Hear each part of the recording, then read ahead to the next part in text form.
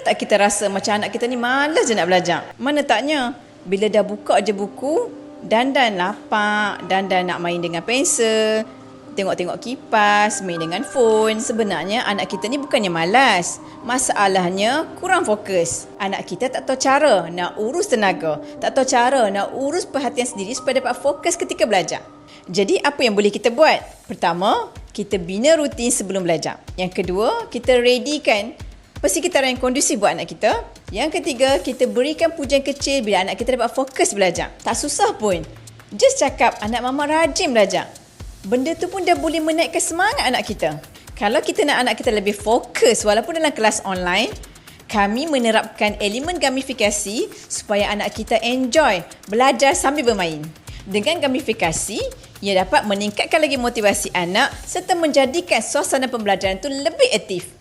Sebab bila anak kita dah enjoy, automatik dia lebih fokus dan cepat catch up. Nak anak enjoy ketika belajar? Tekan link di bawah.